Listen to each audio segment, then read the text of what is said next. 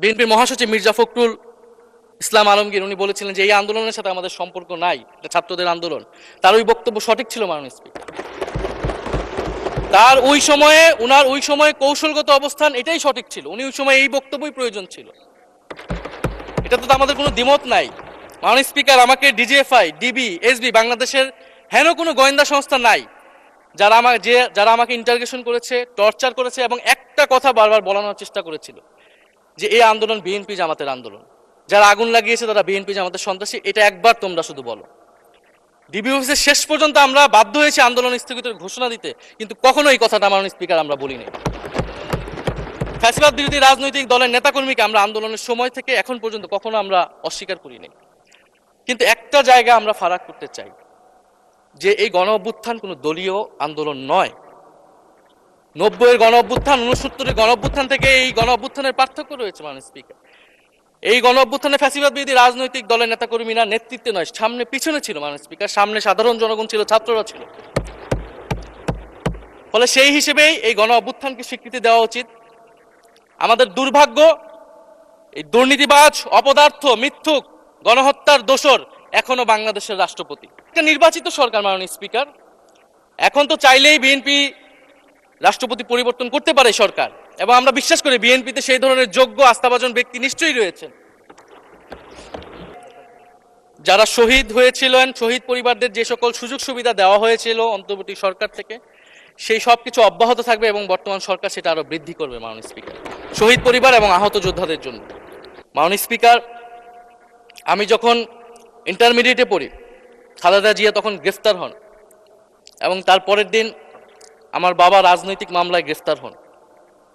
আমার মা আমাকে নিয়ে থানায়, কোর্টে কোর্টে এবং কারাগারে কারাগারে আমি আমার মায়ের সাথে ঘুরেছি মাননীয় স্পিকার। আমি জানি আমার এই অভিজ্ঞতা বাংলাদেশের লাখ লাখ মানুষের, ফ্যাসিবাদ বিরোধী আন্দোলন রাজনৈতিক কর্মী যারা রয়েছে তাদের সকলের একই অভিজ্ঞতা মাননীয় স্পিকার। মাননীয় স্পিকার, সেই অভিজ্ঞতা থেকেই বিশ্ববিদ্যালয়ে যখন এসেছি প্রথম, মনে হয়েছে যে এই প্রজন্ম হিসেবে আমাদের একটা দায়বদ্ধতা আছে। আমার সামনে একজন স্বৈরাচার, একজন স্বৈর শাসক থাকবে, বাংলাদেশের একজন ছাত্র হিসেবে আমি এটা মেনে নিতে পারিনি মাননীয় স্পিকার প্রথম বর্ষ থেকে। অধিবেশনের দিনের আলোচনায় আমাদেরকে আরো বেশি অবাক করলেন মাননীয় অর্থমন্ত্রী। ফলে অর্থ সেক্টরের কিছু কথা, কিছু বক্তব্য দিয়ে আলোচনা শুরু করছি। আমরা যখনই ব্যাংকিং খাত বা অর্থ সেক্টরের, আর্থিক খাতের কথা আসে, মাননীয় অর্থমন্ত্রী একটা বাক্যই বারবার বলেন যে বিএনপির সময়ে এরকম কোনো রেকর্ড নাই যে আর্থিক খাতে বিশৃঙ্খলা হয়েছে। উনি কিছুক্ষণ আগে অস্বীকার করলেন যে বাংলাদেশ ব্যাংকের গভর্নর একটা রাজনৈতিক নিয়োগ, তাদের দলের নির্বাচন কমিটির সদস্য, এবং তিনি এটা অস্বীকার করলেন। আমি মাননীয় স্পিকার টিআইবির একটা তথ্য আপনাদেরকে দিচ্ছি। বর্তমান সরকারি দলের যারা নির্বাচনের প্রার্থী হয়েছেন তাদের 59.41% ঋণগ্রস্ত, এবং যার বেশিরভাগ হচ্ছে সরকারি দলে। সংসদ সদস্যদের 11,000 কোটি টাকার বেশি ঋণ রয়েছে, যার অধিকাংশই সরকারি দলের। এদের অধিকাংশই ঋণ খেলাপি ছিলেন, নির্বাচনের আগে কিছু টাকা ঋণ দিয়ে পুনঃতফসিল করে নিয়েছেন। এবং বর্তমান যে বাংলাদেশ ব্যাংকের গভর্নর, তার স্পেশালিটিটা কি? তার স্পেশালিটি হচ্ছে এই ঋণ পুনঃতফসিল করা, এটাতে তিনি এক্সপার্ট। ফলে তাকে বাংলাদেশ ব্যাংকের গভর্নর কেন দেওয়া হয়েছে এটা খুব পরিষ্কার মাননীয় স্পিকার।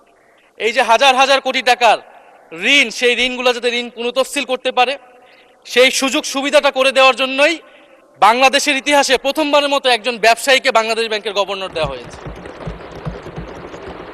ফলে জাতির সামনে এই জিনিসগুলো পরিষ্কার হয়েছে। এখন সামনের আর্থিক খাতে আরো নিয়োগ তারা কি বিবেচনায় দিবেন, এই জন্য আমরা তাদের উপর আর আস্থা রাখতে পারছি না মাননীয় স্পিকার। মাননীয় স্পিকার, রাষ্ট্রপতির উপর ধন্যবাদ জ্ঞাপন বক্তব্য, রাষ্ট্রপতির বক্তব্য আমি শুনিও নাই, পড়িও নাই, এবং সেই বক্তব্য দেওয়ার সুযোগ করে দেওয়াকে আমরা প্রত্যাখ্যান জানিয়েছিলাম। আমরা খুব স্পষ্টভাবে বলেছিলাম যে এই রাষ্ট্রপতি অপসারণ প্রয়োজন, তাকে গ্রেফতার করা প্রয়োজন। এই রাষ্ট্রপতির আর কোনো অধিকার নেই বঙ্গভবনে থাকার, এইখানে এসে বক্তব্য দেওয়ার। প্রেসিডেন্ট শাহাবুদ্দিন চুপ্পু তার কিছু কুকীর্তির কথা মাননীয় স্পিকার হাউসের সামনে তুলে ধরছি। তিনি দুদকের কমিশনার ছিলেন। তাকে দুদকের কমিশনারের করা হয়েছিল 3টি অ্যাসাইনমেন্ট দিয়ে। 1 নম্বর হচ্ছে খালেদা জিয়া এবং তারেক রহমানের বিরুদ্ধে দুর্নীতির অভিযোগের শাস্তি নিশ্চিত করা। 2 নম্বর পদ্মা সেতুর দুর্নীতির অভিযোগ থেকে আওয়ামী লীগকে ক্লিন শিট দেওয়া। 3 নম্বর ফখরুদ্দিন মঈনুদ্দিন সরকারের সময় শেখ হাসিনা সহ আওয়ামী লীগ নেতাদের বিরুদ্ধে হওয়া দুর্নীতির মামলাগুলোকে বাতিল করে দেওয়া। এমন একজন ব্যক্তিকে বিএনপি সরকার রাষ্ট্রপতি হিসেবে এখনো মেনে নিচ্ছে মাননীয় স্পিকার। আরেকটি ঘটনা বলি, 2009 সালে শেখ হাসিনার ক্যাঙ্গারু আদালতের নির্দেশে এই শাহাবুদ্দিন চুপ্পুর নেতৃত্বে 3 সদস্যের judicial inquiry commission on minority torture in 2001 করেছিল শেখ হাসিনার ক্যাঙ্গারু কোর্ট। এই প্রতিবেদন অনুসারে বিএনপির 26,000 বিএনপির নেতাকর্মীকে 2001 সালে ক্ষমতায় এসে কয়েক হাজার হিন্দুকে তারা হত্যা করেছে, এজন্য দায়ী করা হয়েছিল মাননীয় স্পিকার। এবং আওয়ামী লীগ এই রিপোর্ট দেশে বিদেশে এই রিপোর্ট ফেরি করে তারা নিজেদের এখানে ক্ষমতায় থাকাটাকে পাকাপোক্ত করেছিল। মাননীয় স্পিকার, এই রাষ্ট্রপতি চুপ্পু এস আলমের হাতে ইসলামী ব্যাংকে তুলে দেওয়ার কারিগর 2 কোটি আমানতকারীকে পথে বসিয়েছিল। এবং জুলাই গণহত্যার সময় তার ভূমিকা, ফ্যাসিবাদের সাথে তার সংশ্লিষ্টতা সবকিছু আমরা জানি। আমাদের দুর্ভাগ্য, এই দুর্নীতিবাজ, অপদার্থ, মিথ্যুক, গণহত্যার দোসর এখনো বাংলাদেশের রাষ্ট্রপতি। একটা আলোচনা কয়েকবার এসেছে যে রাষ্ট্রপতির অধীনে কেন শপথ নিয়েছি আমরা বলতে এখানে ব্যক্তিগতভাবে আমার কথাই বলেছে, কারণ আমি এখানে শপথ নিয়েছিলাম। তো মাননীয় স্পিকার, সেই সময়ের প্রেক্ষাপট আর এখনকার প্রেক্ষাপট কি এক? জুলাই গণ অভ্যুত্থানের পরে 5ই আগস্টের পরে আমাদের সামনে 2টা অপশন ছিল। আমরা বলেছিলাম জাতীয় সরকার করতে হবে, সেই জাতীয় সরকারের প্রস্তাব বিএনপি নাকচ করে দিয়েছে।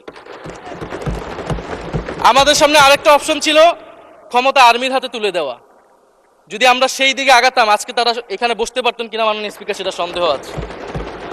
দেশের স্বার্থে, দেশের স্থিতিশীলার স্বার্থে আমরা সেই সময় সরকারে গিয়েছিলাম, আমরা শপথ নিয়েছিলাম। কিন্তু বৈষম্যবিরোধী ছাত্র আন্দোলন খুব স্পষ্টভাবে 2024 সালে কিন্তু এই রাষ্ট্রপতির অপসারণ চেয়েছিল। সেই সময় সাংবিধানিক ধারাবাহিকতার কথা বলে রাষ্ট্রপতির পক্ষে অবস্থান নিয়েছিল বিএনপির মহাসচিব মির্জা ফখরুল আলমগীর সাহেব, তিনি নিজেই কথা বলেছিলেন। ফলে এখন তো একটা নির্বাচিত সরকার মাননীয় স্পিকার, এখন তো চাইলেই বিএনপি রাষ্ট্রপতি পরিবর্তন করতে পারে সরকার, এবং আমরা বিশ্বাস করি বিএনপিতে সেই ধরনের যোগ্য আস্থাভাজন ব্যক্তি নিশ্চয়ই রয়েছে। এবং সরকার দলের সদস্যরা অনেকে গৌরবের সাথে বলেছেন যে যেই রাষ্ট্রপতি জিয়াউর রহমানের বিরোধিতা করেছেন সেই রাষ্ট্রপতি এখন জিয়াউর রহমানের প্রশংসা করছে। মাননীয় স্পিকার, গাধাকে দিয়ে আপনি হাল চাষ করিয়ে এটার মধ্যে কোনো বাহাদুরি নাই।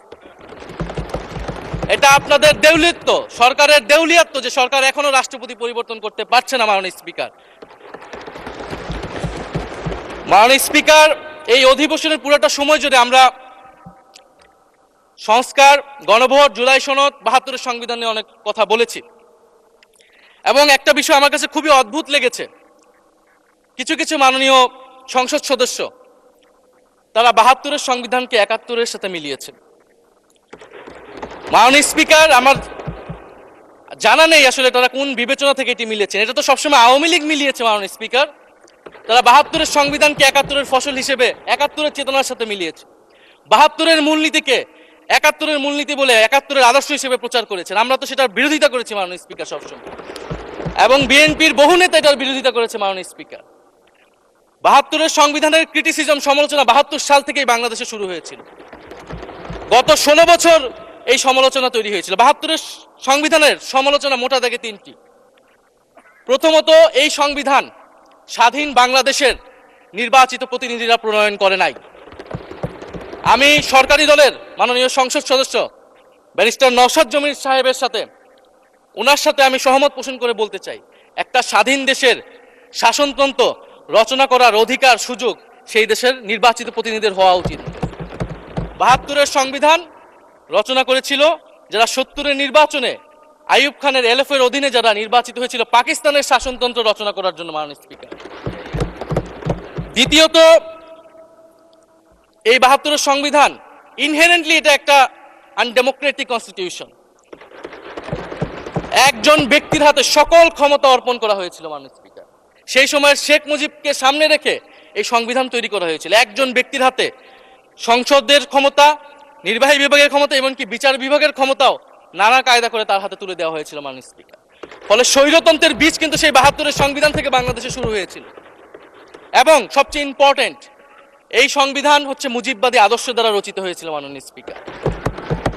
৭১-এর আদর্শ কিন্তু চার নীতি ছিল না মাননীয় স্পিকার।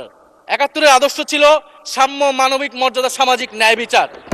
৭২-এর সংবিধান এসে বলা হলো জাতীয়তাবাদ, বাঙালি জাতীয়তাবাদ, ধর্মনিরপেক্ষত্ব, গণতন্ত্র এবং সমাজতন্ত্র, এবং এটার বিরুদ্ধে বিদ্রোহ করেছিলেন মেজর জিয়াউর রহমান। মাননীয় স্পিকার, আজকে বিএনপি তার ফান্ডামেন্টাল জায়গা থেকে সরে যাচ্ছে মাননীয় স্পিকার। শুধু জামাত ইসলাম ৭২-এর বিরোধিতা করেছে বলে কি বিএনপি এখন আওয়ামী লীগের পজিশনে চলে গিয়েছে? আমাদের জানা নেই মাননীয় স্পিকার। ৭২-এর সংবিধানের বিরোধিতা করেছেন বদরুদ্দিন উমর, ৭২-এর সংবিধানের বিরোধিতা করেছেন মাওলানা ভাসানী, ৭২-এর সংবিধানের বিরোধিতা করেছেন কমরেড মুজাফফর আহমেদ, ৭২-এর সংবিধানের বিরোধিতা শত শত মুক্তিযোদ্ধারা করেছেন মাননীয় স্পিকার। ফলে এই ৭২-এর সংবিধানকে বাতিল করার একটা সুযোগ আমাদের এসেছিল ১৯৭৫ সালের সিপাহী জনতার বিপ্লবের মধ্য দিয়ে। জিয়াউর রহমানের এটা একটা ঐতিহাসিক ভুল বলবো মাননীয় স্পিকার, তার প্রতি সম্মান রেখে, যে আমরা সেই সময় সেই অপরচুনিটি মিস করেছি। আমরা একটা গণপরিষদ দিয়ে নতুন সংবিধান করতে পারি না, এবং এই অপরচুনিটি আমরা এই ২৪-ও মিস করেছি এবং এখনো করতে যাচ্ছি মাননীয় স্পিকার। মাননীয় স্পিকার, ৫ই আগস্টের পরে যখন সংস্কারের আলোচনা আসলো, বৈষম্যবিরোধী ছাত্র আন্দোলন তাদের পক্ষ থেকে আমরা বলেছিলাম আমরা নতুন সংবিধান চাই বা সংবিধান পুনর্লিখন চাই। বিএনপি বলেছিল তারা নির্বাচনের মাধ্যমে ক্ষমতায় যেতে চায়।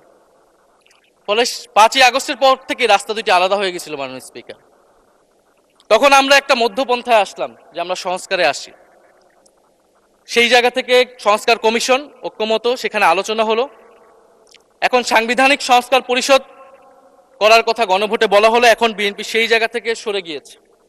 এখন বিএনপি যদি সেই জায়গা থেকে সরে যায়, আমাদেরকে পূর্বের জায়গায় ফেরত যেতে হবে মাননীয় স্পিকার। সংবিধান পুনর্লেখনের দাবি আমাদেরকেও জানাতে হবে, তারা যদি ৭২-এর পক্ষে এরকম অটল অবস্থানে থাকে।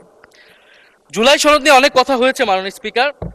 জুলাই সনদ, জাতীয় জুলাই সনদ, আমরা যেদিন স্বাক্ষর হয়েছিল, আমরা জাতীয় নাগরিক পার্টি সেদিন স্বাক্ষর অনুষ্ঠানে যাইনি মাননীয় স্পিকার, এবং পরবর্তীতে আমরা স্বাক্ষর করেছি বলা যায় না, আমরা সেখানে আমাদের কমেন্টটা দিয়ে এসেছিলাম মাননীয় স্পিকার। জুলাই জাতীয় সনদ, জুলাই গণ অভ্যুত্থানের পরবর্তীতে এত কষ্টের যে ফসলটাকে, সেইটাকে মাননীয় স্পিকার নোট অফ ডিসেন্ট দিয়ে সেটাকে কলুষিত করে ফেলা হয়েছে।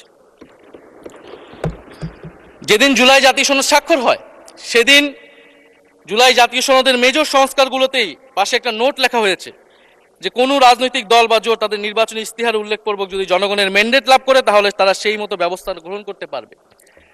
তাহলে যেই দল নির্বাচনে জয়ী হবে তারা তাদের ইস্তেহার অনুযায়ী সবকিছু করবে মাননীয় স্পিকার। এটার জন্য ঐক্যমতের কোনো প্রয়োজন হয় না। আপনি যদি নির্বাচনে জিতে আপনার ইস্তেহার মতোই সবকিছু করবেন, তাহলে আপনার সাথে আমার কিসের ঐক্যমত, কিসের আলোচনা? এবং সেই নোটগুলো কিভাবে লেখানো হয়েছে, কিভাবে বল প্রয়োগ করে, শক্তি প্রয়োগ করে ঐক্যমত কমিশনকে চাপ দিয়ে লেখানো হয়েছে মাননীয় স্পিকার, এটা ঐক্যমত কমিশনের আমি মনে করি এখন বলার সুযোগ এসেছে, সময় এসেছে। ফলে জুলাই জাতীয় সনদ কে আমরা একসেপ্ট সেই সময় করতে পারি নাই, এবং মাননীয় স্বরাষ্ট্রমন্ত্রীর ভাষাকে ধার করে আমি বলতে চাই যে জুলাই জাতীয় সনদ এক অন্তহীন প্রতারণার দলিলে পরিণত করেছে মাননীয় স্পিকার বিএনপি এটাকে। এবং ৭২-এর সংবিধানকে আওয়ামী লীগ দলীয় ইস্তেহারে পরিণত করেছিল, কলুষিত করেছিল, এবং জুলাই জাতীয় সনদকে বিএনপি কলুষিত করেছে, দলীয় ইস্তেহারে পরিণত করেছে মাননীয় স্পিকার। আপনি বলছেন জুলাই জাতীয় সনদ, তারপরে আপনি দেখাচ্ছেন হচ্ছে আমার দলীয় ইস্তিহার, তাহলে এখানে তো কোনো ঐক্যমতের সুযোগ নাই। এরপরে আসলো গণভোট। গণভোটের আদেশ নিয়ে সমালোচনা আছে, এবং এই সমালোচনা আমরাও করেছি যে রাষ্ট্রপতি এই ধরনের অর্ডার দিতে পারে কিনা। কিন্তু গণভোটটাকে সবাই মেনে একটা কনসেনসাসের ভিত্তিতেই তো আমরা এই গণভোটে সবাই মিলে অংশগ্রহণ করলাম মাননীয় স্পিকার। বিএনপি এবং তৎকালীন বিএনপির বর্তমান মাননীয় প্রধানমন্ত্রী এবং চেয়ারপারসন তিনি নিজেও সংস্কারের পক্ষে, হ্যাঁ পক্ষে ভোটে প্রচারণা করেছেন। ফলে আপনাদের ইলেকশনের আগে এটা পরিষ্কার করা প্রয়োজন ছিল যে এই গণভোট আপনারা মানেন না, এই গণভোটে হ্যাঁ বা না জিতুক এটার সাথে আপনাদের কোনো সম্পর্ক নাই। ওনারা কিন্তু মাননীয় স্পিকার সেটা করেননি। ফলে জুলাই গণভোট এটা রাজনৈতিক সিদ্ধান্ত এবং গণরায়। মাননীয় স্বরাষ্ট্রমন্ত্রী তিনি নিজেই সেই সময় বলেছেন যে গণরায় হচ্ছে সার্বভৌম ক্ষমতা, জনগণের রায় আসলে সেটা সকলেই মেনে নিতে বাধ্য হবে, এমনকি যদি সেটার বিরুদ্ধেও কেউ বিজয়ী হয় তারাও সেটা মেনে নিতে বাধ্য হবে।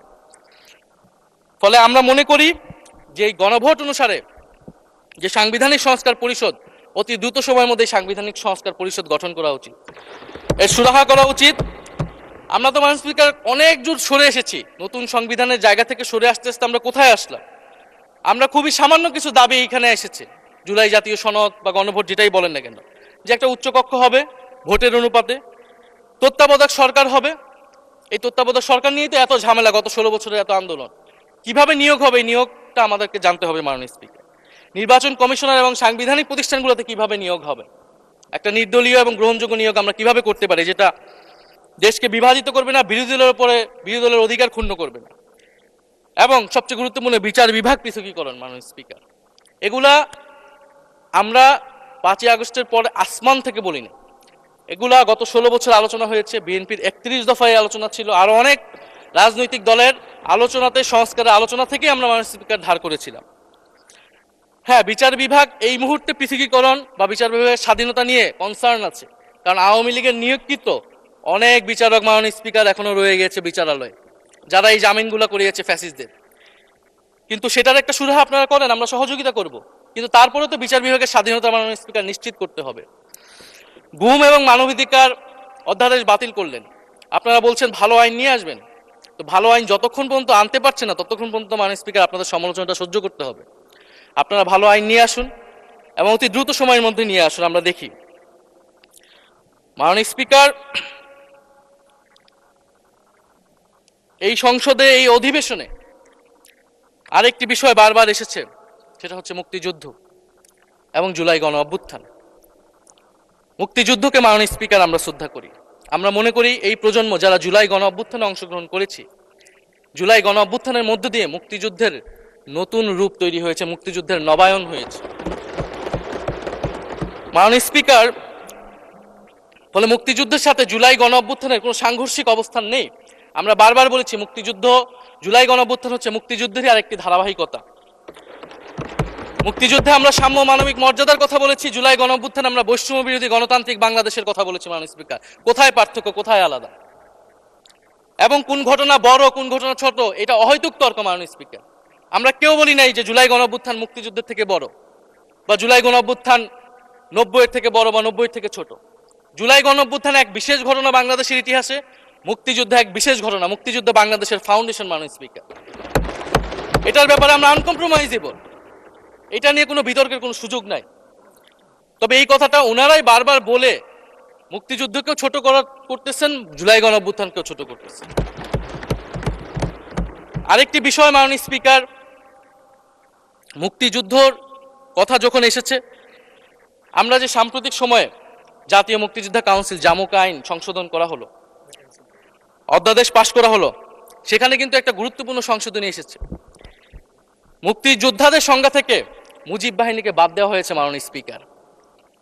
এবং আপনারা জানেন যে এই মুজিব বাহিনী, সেটাকে সংযুক্তির মাধ্যমে হাজার হাজার ছাত্রলীগের নেতাকর্মীকে মুক্তিযোদ্ধা সার্টিফিকেট দেওয়া হয়েছিল। মাননীয় স্পিকার, মুজিব বাহিনীর রোল কি ছিল এটা আপনারা এখানে যারা অভিজ্ঞ মাননীয় স্পিকার অনেক মুক্তিযোদ্ধা আছেন তারা ভালো করেই জানেন। মুজিব বাহিনী তৈরি হয়েছিল অন্তর্ঘাত তৈরি করার জন্য। তারা অস্ত্র হাতে দেশে পাকিস্তান বাহিনীর বিরুদ্ধে যুদ্ধ করে নাই, তারা দেশে ঢুকে মুক্তিযুদ্ধের আওয়ামী লীগ বাদে অন্য যেই পক্ষগুলো রয়েছে তাদেরকে হত্যা করেছিল। মাননীয় স্পিকার, ফলে মুজিব বাহিনী কিন্তু কোনো মুক্তিযোদ্ধা না বর্তমান আইন অনুসারে। কিন্তু এখানে অনেক মুজিব বাহিনীর কিছু লোক আছেন, তারা নিজেদেরকে মুক্তিযোদ্ধা হিসেবে বারবার জাহির করছে। ফলে আমাদেরকে এই ফারাকটাও করতে হবে মাননীয় স্পিকার। এবং মুক্তিযুদ্ধের পক্ষ বিপক্ষের রাজনীতি গত 50 বছর ধরে হয়েছে, আমরা এই সমাধান এখনো কেন করতে পারিনি? মাননীয় স্পিকার, এর দায়ভার কে নেবে? বিএনপি কি নেবে না, যারা 29 বছর জামাতের সাথে রাজনীতি করেছে? একটা কথা তো এখন সবাই বলে, সাথে থাকলে সঙ্গী, না থাকলে জঙ্গি। ফলে এটার দায়িত্ব ছিল তো উনাদের এই রিকনসিলিয়েশন তৈরি করা, এই প্রশ্নের সুরাহা করা। জুলাই গণ অভ্যুত্থানের পরে স্বাধীনতার 54-55 বছর পরে জাতীয় সংসদে মুক্তিযুদ্ধের পক্ষ আর বিপক্ষ বলে ভাগ থাকবে, এটা তো মাননীয় স্পিকার আমরা প্রত্যাশা করি না, এটা এই প্রজন্ম প্রত্যাশা করে না। আমি মাননীয় স্বরাষ্ট্রমন্ত্রীর সাথে একমত পোষণ করি যে ইতিহাসের এই বিতর্ক আমাদেরকে সমাধান করতে হবে, একপাশে রেখে সামনের দিকে এগিয়ে যেতে হবে এবং এটা সব পক্ষকে এটার জন্য দায়িত্বশীল ভূমিকা পালন করতে হবে। মুক্তিযুদ্ধ যেমন কোনো দেশের ষড়যন্ত্র না, আবার মুক্তিযুদ্ধের নাম করে এদেশে যে লুটপাট ফ্যাসিবাদ কায়েম হয়েছে সেটাও আমাদের ভুলা যাবে না। মাননীয় স্পিকার, জুলাই গণ অভ্যুত্থান সকলের অংশগ্রহণে হয়েছিল, এটা আমরা বারবার বলেছি। তবে বিএনপির বিভিন্ন সদস্য তারা তাদের আলোচনায় বারবার বলার চেষ্টা করে যে আমরা ছিলাম না, আমরা তো এভাবে ছিলাম এভাবে ছিলাম। এটা তো প্রমাণ করার প্রয়োজন নাই মাননীয় স্পিকার। এটা কেন এত হীনমন্যতা আমাদের এটা বুঝে আসে না। বিএনপি তো অবশ্যই জুলাই গণ অভ্যুত্থানে ছিল, আমাদের সাথেই ছিল এবং সেই সময়ের একটা উক্তি বিএনপির মহাসচিব মির্জা ফখরুল ইসলাম আলমগীর উনি বলেছিলেন যে এই আন্দোলনের সাথে আমাদের সম্পর্ক নাই, এটা ছাত্রদের আন্দোলন। তার ওই বক্তব্য সঠিক ছিল মাননীয় স্পিকার। তার ওই সময়ে কৌশলগত অবস্থান এটাই সঠিক ছিল, উনি ওই সময় এই বক্তব্যই প্রয়োজন ছিল, এটাতে তো আমাদের কোনো দ্বিমত নাই। মাননীয় স্পিকার, আমাকে ডিজিএফআই, ডিবি, এসবি, বাংলাদেশের হেন কোনো গোয়েন্দা সংস্থা নাই যারা আমাকে ইন্টারগেশন করেছে, টর্চার করেছে এবং একটা কথা বারবার বলানোর চেষ্টা করেছিল যে এই আন্দোলন বিএনপি জামাতের আন্দোলন, যারা আগুন লাগিয়েছে তারা বিএনপি জামাতের সন্ত্রাসী। এটা একবার তোমরা শুধু বলো। ডিবি অফিসের শেষ পর্যন্ত আমরা বাধ্য হয়েছি আন্দোলন স্থগিতের ঘোষণা দিতে, কিন্তু কখনো এই কথাটা মাননীয় স্পিকার আমরা বলিনি। ফ্যাসিবাদ বিরোধী রাজনৈতিক দলের নেতাকর্মীকে আমরা আন্দোলনের সময় থেকে এখন পর্যন্ত কখনো আমরা অস্বীকার করিনি। কিন্তু একটা জায়গা আমরা ফারাক করতে চাই যে এই গণ অভ্যুত্থান কোনো দলীয় আন্দোলন নয়। 90-এর গণ অভ্যুত্থান, 69-এর গণ অভ্যুত্থান থেকে এই গণ অভ্যুত্থানের পার্থক্য রয়েছে মাননীয় স্পিকার। এই গণ অভ্যুত্থানে ফ্যাসিবাদ বিরোধী রাজনৈতিক দলের নেতাকর্মীরা নেতৃত্বে নয়, সামনে পিছনে ছিল মাননীয় স্পিকার, সামনে সাধারণ জনগণ ছিল, ছাত্ররা ছিল। ফলে সেই হিসেবেই এই গণ অভ্যুত্থানকে স্বীকৃতি দেওয়া উচিত। এখন যদি বলা হয় যে অমুকের নেতৃত্বে এই গণ অভ্যুত্থান হয়েছে, আমাদের লোকেরা এই গণ অভ্যুত্থান করেছে, এটা মাননীয় স্পিকার এই গণ অভ্যুত্থানের সাথে যারা সাধারণ মানুষ নেমেছিল, যারা শহীদ হয়েছে তাদের সাথে মাননীয় স্পিকার বিশ্বাসঘাতকতা করা হবে। ফলে জুলাই গণ অভ্যুত্থানে সকলের অংশগ্রহণ ছিল। হ্যাঁ, আমাদের অনেক মত পার্থক্য, জুলাই গণ অভ্যুত্থানের পরে আমাদের রাস্তা আলাদা হয়ে গেছে আমরা মনে করি রাজনৈতিকভাবে, কিন্তু গণ অভ্যুত্থান আমরা একসাথেই করেছিলাম মাননীয় স্পিকার। এবং আমি দুইটা কোটেশন বলতে চাই মাননীয় স্পিকার। 7ই আগস্টে নয়াপল্টনের সমাবেশে জনাব তারেক রহমান ভার্চুয়ালি যুক্ত হয়ে বলেন 1971 ছিল স্বাধীনতা অর্জনের আন্দোলন, আর 2024-এর আন্দোলন হলো সেই স্বাধীনতা ও সার্বভৌমত্ব রক্ষার আন্দোলন। এই আন্দোলনে অংশ নেওয়া প্রতিটি ছাত্র জনতা আজ থেকে নতুন দিনের মুক্তিযোদ্ধা। মাননীয় স্পিকার, মুক্তিযুদ্ধের সাথে আমরা তুলনা করছি এই জায়গা থেকে, কারণ আমাদের কাছে এটা প্রায় যুদ্ধ সময় একটা পরিস্থিতি ছিল। 6 আগস্ট বঙ্গভবনে আলোচনা শেষে ব্রিফিংয়ে মির্জা ফখরুল ইসলাম আলমগীর বলেন, ছাত্র জনতা বুকের রক্ত দিয়ে আমাদের নতুন এক সকাল উপহার দিয়েছে, বাংলাদেশ আজ দ্বিতীয়বার স্বাধীন হলো, এই স্বাধীনতা আমাদের রক্ত দিয়ে রক্ষা করতে হবে। মাননীয় স্পিকার, আমরাও বলি রক্ত দিয়ে রক্ষা করতে হবে। মাননীয় স্পিকার, আমাকে একটু সময় বাড়িয়ে দিবেন।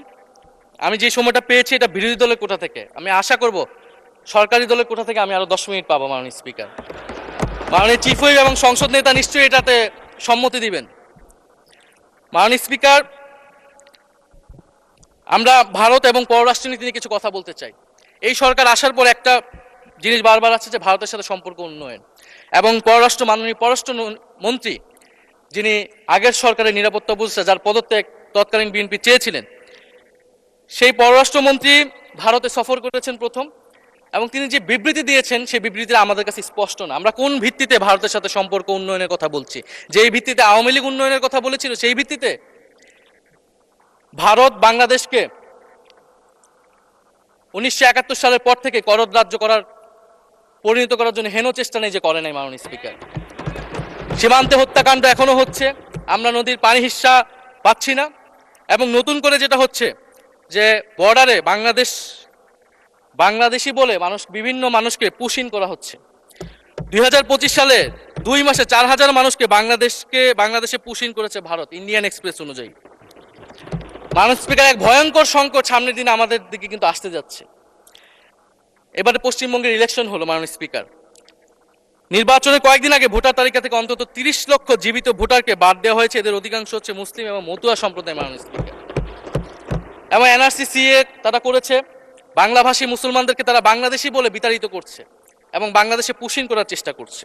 এবং আমাদের যে ভারতের সাথে আগের সংকট রয়েছে এবং গত 16 বছর যে ফ্যাসিজম ছিল সেটাকে আঞ্চলিক এবং আন্তর্জাতিকভাবে আওয়ামী লীগকে স্পষ্টভাবে সমর্থন দিয়েছিল ভারত।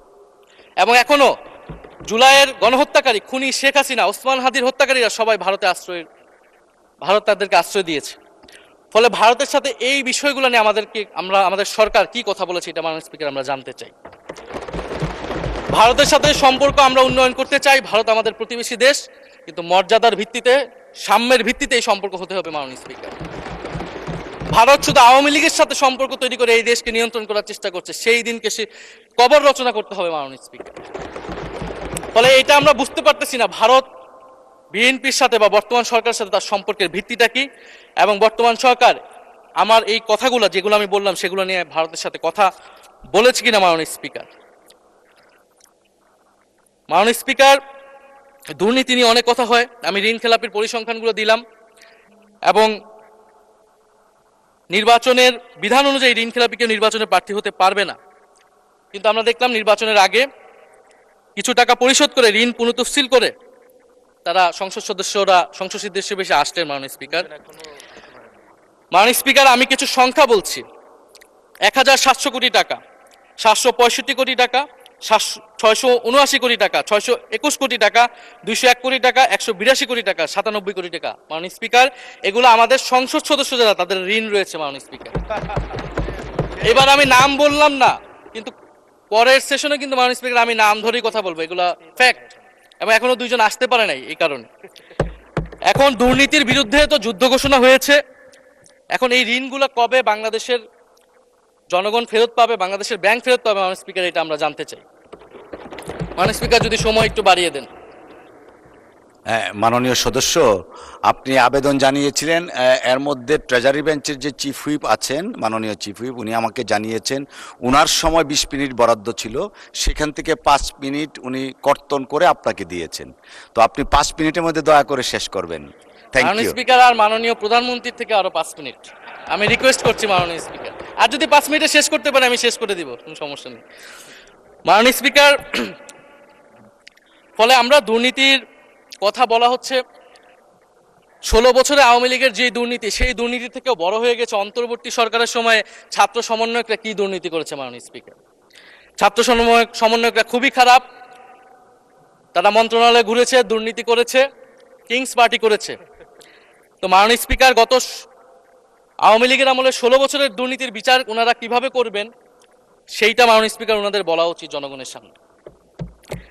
এবং আরো ভালো হয় যদি 2001 থেকে 6 সাল পর্যন্ত মাননীয় স্পিকার যে দুর্নীতির অভিযোগগুলো এসেছিল সেটারও একটা স্বচ্ছ তদন্ত মাননীয় স্পিকারের বর্তমান সরকার করে। দুর্নীতি কেউ না কেউ তো করেছে, কারা করেছে তাদের নাম বাংলাদেশের জনগণের সামনে উন্মুক্ত করা হোক, কারণ সেটার জন্যই তাদেরকে ভোগান্তি পোহাতে হয়েছে 1/11 ষড়যন্ত্রের মাধ্যমে। বর্তমান প্রধানমন্ত্রী, তাকেও কিন্তু দুর্নীতির মিথ্যা অভিযোগ দিয়ে মাননীয় স্পিকার তার বিরুদ্ধে মামলা করা হয়েছিল। মাননীয় স্পিকার, মাননীয় স্বরাষ্ট্রমন্ত্রীর দৃষ্টি আকর্ষণ করছে, একটু আইন শৃঙ্খলা নিয়ে কথা বলি। 2 মাসে বিএনপির হাতে খুন হয়েছে 31 জন, ধর্ষণের ঘটনা ঘটেছে 14টি, বিএনপির চাঁদাবাজির খবর এসেছে 83টি, হামলার ঘটনা এসেছে 154টি। এর একটিতে সরকার কার্যকর কোনো ব্যবস্থা গ্রহণ করেনি। মাননীয় স্পিকার, শাহবাগ থানার সামনে ঢাকা বিশ্ববিদ্যালয়ের সাংবাদিক সমিতির কয়েকজন সদস্যকে বেধড়ক মারধর করেছে ছাত্রদলের নেতাকর্মীরা, এবং এটার এখনো কোনো মামলা নেয়নি। মাননীয় স্বরাষ্ট্রমন্ত্রী যদি জানান এই মামলাটা কেন নেওয়া হচ্ছে না। থানার ভিতর প্রবেশ করে ওসির রুমে ডাকসুর 2 জন নির্বাচিত প্রতিনিধিদের উপর হামলা করা হয়েছে। মাননীয় স্পিকার, ঢাকা বিশ্ববিদ্যালয়ের সাংবাদিক সমিতি, মাননীয় স্পিকার আপনি জানেন আপনি ঢাকা বিশ্ববিদ্যালয়ের ছাত্র, মহসিন হলের, আমিও মহসিন হলের ছাত্র। মাননীয় স্পিকার, ঢাকা বিশ্ববিদ্যালয়ের সাংবাদিক সমিতির একটা বড় ভূমিকা আছে বাংলাদেশের গণতান্ত্রিক আন্দোলনগুলোতে, আমাদের বিশ্ববিদ্যালয়ের গণতান্ত্রিক আন্দোলনগুলোতে। মাননীয় স্পিকার, মাজার হামলা নিয়ে কিছু কথা বলতে চাই। এই সরকারের আমলেও আমরা দেখলাম যে কুষ্টিয়ায় মাজারে হামলা করে একজনকে হত্যা করা হয়েছে। মাননীয় স্পিকার, আমরা নিন্দা এবং প্রতিবাদ জানাই। আমরা কোনো ধর্মীয় বিতর্কে ঢুকবো না, সেটা নিয়ে আমাদের আলেম ওলামাগণ ব্যাখ্যা করবেন, কিন্তু আমরা রুল অফ ল নিয়ে কথা বলতে চাই। মাননীয় স্পিকার, এই ধরনের ঘটনা কোনোভাবেই গ্রহণযোগ্য হতে পারে না, এবং অন্তর্বর্তী সরকারের সময় এই ধরনের ঘটনা অনেক ঘটেছে, আমরা তারও নিন্দা জানাই এবং সকল ঘটনার তদন্ত এবং বিচার হওয়া উচিত মাননীয় স্পিকার এই সময়ের মধ্যে। মাননীয় স্পিকার, জঙ্গিবাদ নিয়ে নতুন করে কথা আসছে, সরকারের প্রতি অনুরোধ থাকবে আপনারা একটু সমন্বয় করে বক্তব্য দিন। স্বরাষ্ট্রমন্ত্রী বলছেন জঙ্গিবাদ নেই, আবার মাননীয় প্রধানমন্ত্রীর উপদেষ্টা বলছেন জঙ্গিবাদ আছে, জঙ্গি আছে। তো ওনাদের বক্তব্যটা পরিষ্কার হলে আমরাও এই বিষয়ে আমাদের অবস্থান বা বক্তব্যটা পরিষ্কার করতে পারবো। তবে একটা জিনিস, যে জঙ্গিবাদের বিরুদ্ধে আমাদের জিরো টলারেন্স মাননীয় স্পিকার।